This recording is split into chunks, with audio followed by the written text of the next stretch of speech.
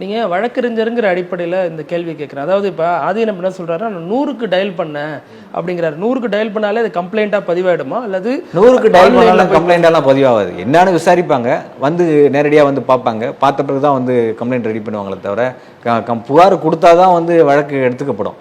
புகாரே கொடுக்காம 100க்கு டயல் பண்ணாலே எல்லாரும் தான் 100க்கு டயல் பண்ண, ஆக்சிடென்ட் நடந்த இடத்துலலாம் 100க்கு டயல் பண்ணுறாங்க, அதெல்லாம் ஒன்று புகாராக எடுத்துக்கிறாங்களா? அப்படி கிடையாதுல்ல.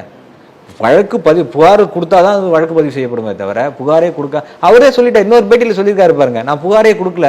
ஆமா, சிவபெருமான் யாருக்கு புகாரே கொடுக்க, இதுக்கு மட்டும் இல்லை பல்வேறு குற்றச்சாட்டு சொல்றாரு, எதுக்குமே புகார் கொடுக்கல. ஏன்னா அவர் சொல்வதில்ல உண்மை இல்லைங்கிறது அவருக்கு தெரிஞ்சிருக்கு. அப்ப அவர் பின்னாடி இருந்து யாரோ இயக்குறாங்க அப்படிங்கிற சந்தேகம். ஆமா, அது இருக்கதான் செய்யுது. அவர் வந்து ஏற்கனவே இருந்த மடாதிபதிகள், ஏற்கனவே இருந்த ஆதீனங்கள்லாம் வந்து தமிழ் சமூகத்தை ஒட்டியே, தமிழ்நாட்டு மக்களுடைய நலன்களை ஒட்டியே தமிழை பரப்புவது போன்ற தமிழ் பணிகளில், அறப்பணிகளில் ஈடுபட்டுக்கிட்டு இருந்த அவங்க இன்னைக்கு வந்து வட இந்தியாவை நோக்கி பயணம் பண்ணுறதும் நாக்பூரை நோக்கி பயணம் பண்ணுவது என்பது அவங்களுடைய வாழ்வியல் நெறியிலேருந்து இப்போ பிறந்து போகிறாரோ அப்படின்ற ஒரு எண்ணம் இருக்குது, ஒரு அச்சம் இருக்குது. அதாவது அந்த சைவ சமயத்தை பரப்பக்கூடிய சைவ ஆதீனங்கள் எப்படி இருக்கணும்னு சொன்னால், நெஞ்சில் வஞ்சம் கிடப்பறாது இருக்கணும் அப்படின்னு சொல்கிறாங்க. நெஞ்சத்தில் வஞ்சமே இருக்கக்கூடாது.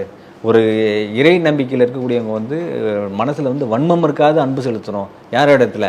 சிவனிடத்தில் அன்பு செலுத்தணும்னு சொல்லி மாணிக்கவாசகர் சொல்லியிருக்காரு.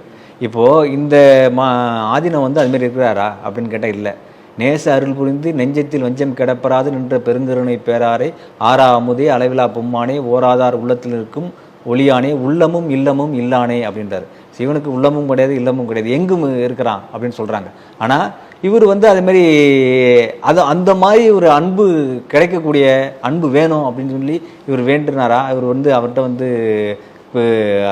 அருள் வேணும்னு சொல்லி இவருக்கு ஒரு வேண்டுகோள் விடுத்தாரா அப்படின்னு தெரியல. இது மாதிரியெல்லாம் இருக்குது. இந்த இலக்கியங்கள் இப்படிலாம் சொல்லுது.